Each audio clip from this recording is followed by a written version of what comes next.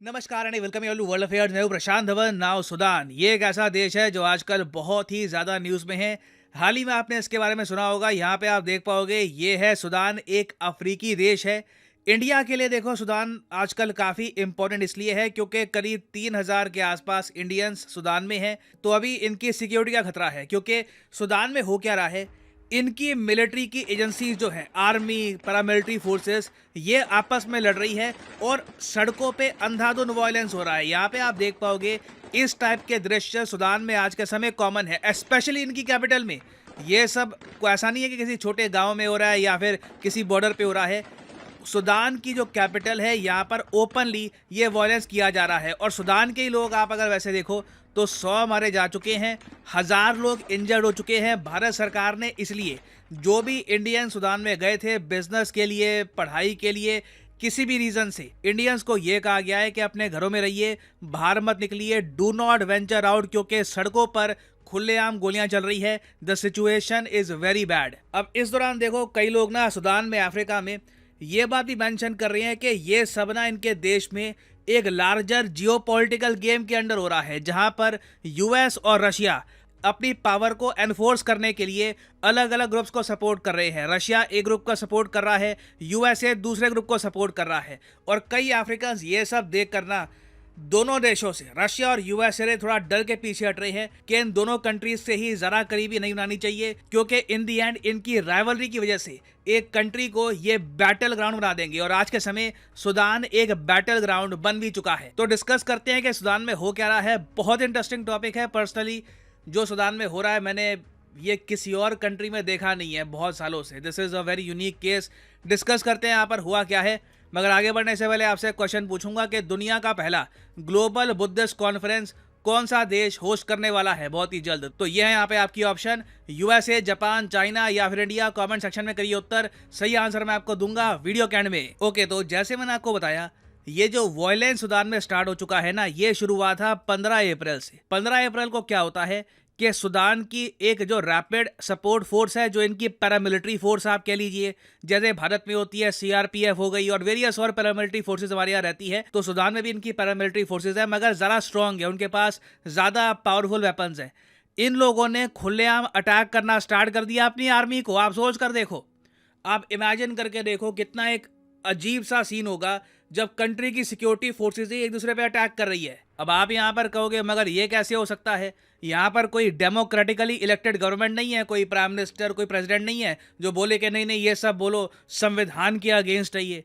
देखो, संविधान तो कब का यहाँ पर चुप करके बैठ गया था, अक्टूबर 2021 में। क्योंकि अक्टूबर 2021 में क्या होता है कि सूडान की मिलिट्री अपनी पैरामिलिट्री फोर्सेस के साथ मिलकर देश में कर देते हैं तख्ता पलट, और तब से लेकर अब तक सूडान में एक मिलिट्री शासन है। ठीक है, अब इनिशियली जब ये मिलिट्री शासन इंट्रोड्यूस किया गया तो माना जा रहा था कि रशिया के लिए ये बहुत ही अच्छा है, क्योंकि देखो सूडान, यहाँ पे आप देख पाओगे मैप में, स्ट्रेटजिकली इस कंट्री की लोकेशन बहुत ही इंपॉर्टेंट है और सूडान की मिलिट्री ने अप्रूवल दे दिया रशियन मिलिट्री बेस प्रोजेक्ट को। रशिया एक मिलिट्री बेस बनाना चाहता है सूडान में, और यहाँ पे आप देख पाओगे लिखा है रशियन में पोर्ट सूडान। ये मैंने रशियन न्यूज़ आउटलेट के जो आर्टिकल्स हैं वहाँ से फोटो ली है।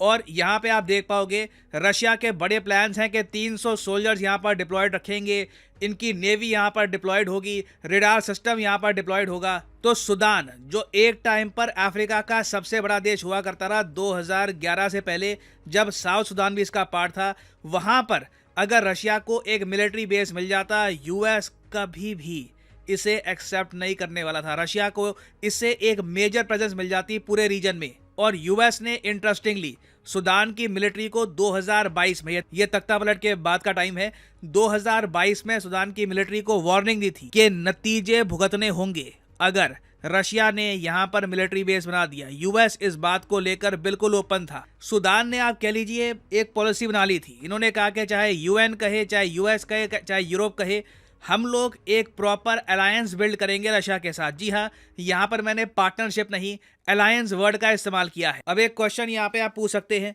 मगर रशिया सूडान में बस मिलिट्री बेस के लिए इंटरेस्टेड था और कुछ नहीं है यहाँ पर। जी हाँ, और भी बहुत कुछ है। फॉर एग्जाम्पल सोना, रशिया के बहुत सारे जो मर्सनरी ग्रुप्स हैं, फॉर एग्जांपल वैगनर ग्रुप जो यूक्रेन में आज के समय लड़ रहा है, इन्होंने 2021 में जब यहाँ पे तख्तापलट हुआ ना, इन्होंने सूडान में एंट्री करी और सूडान की माइंस को एक्टिव कर दिया।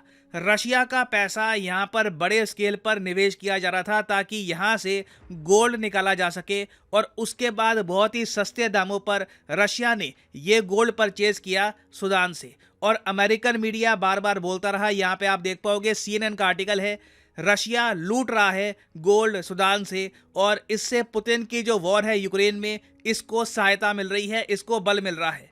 तो यूएसए के लिए देखिए सूडान एक प्रॉब्लम थी, रशियन मिलिट्री बेस, रशिया को यहाँ से लिटरली गोल्ड मिल रहा है, this is a huge problem. USA को कुछ ना कुछ सोल्यूशन निकालना था, और फिर सडनली हम देखते हैं कि जादुई तरीके से सूडान की जो मिलिट्री है इसमें फूट पड़ जाती है, इनकी पैरामिलिट्री फोर्सेस अपनी आर्मी पे अटैक करना स्टार्ट कर देती है ना। मुझे यहाँ पर ये बोलना पड़ेगा, इससे हमको ये भी दिखता है कि एक कंट्री में अगर लीडरशिप कमज़ोर हो, अगर लीडरशिप में डिसिप्लिन की कमी हो, अगर लीडर्स को परवाह नहीं है अपने कंट्री की, तो सूडान वाला केस होगा। मतलब लिटरली ये जंगल राज है आज के समय, जिसके पास लाठी है, जिसके पास बंदूक है, वो कह रहा है कि शासन मैं करूँगा। तो अभी देखो आने वाले कुछ दिनों में देखना होगा कि क्या रशिया सूडान में स्थिरता ला पाएगा, क्योंकि रशिया काफ़ी एक्टिव है सूडान में। रशिया बिल्कुल नहीं चाहता कि ये दोनों जो फोर्सेस हैं ये आपस में लड़ना स्टार्ट कर दे, इससे सिर्फ यूएसए को हेल्प मिलेगी।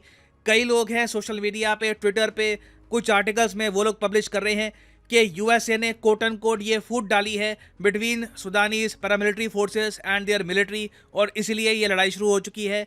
तो अब देखना होगा कि क्या रशिया सूडान को यूनाइट कर पाएगा, या फिर सूडान एक गृह युद्ध की तरफ बढ़ेगा, एक बड़े स्केल पर इंटरनल वॉर यहाँ पर हो जाएगी। नाउ इंडियन पर्सपेक्टिव की अगर हम बात करें, हमारे लिए देखिए सबसे इंपॉर्टेंट ये है कि इंडियंस को हम बाहर कैसे निकालेंगे सूडान से, क्योंकि अभी 3 से लेकर 4,000 इंडियंस हैं जो सूडान में अभी फंसे हुए हैं। तो इवेंचुअली हमको देखना होगा कि या तो यहाँ पर कुछ स्थिरता आएगी, या फिर अगर मान लीजिए यूएसए भी अपनी साइड से कुछ ना कुछ जादुई हरकतें करता है और यहाँ पर वॉयलेंस चलता रहता है, तो इंडिया को ऑप्शंस एक्सप्लोर करने होंगे। या तो हम एयरलिफ्ट कर सकते हैं लोगों को, या फिर एक पॉसिबिलिटी ये भी हो सकती है कि किसी नेबरिंग कंट्री में उनको भेजा जाए। बट ईदर वे सूडान की जो सिचुएशन है ये एक टेस्ट है इंडियन फॉरेन पॉलिसी का।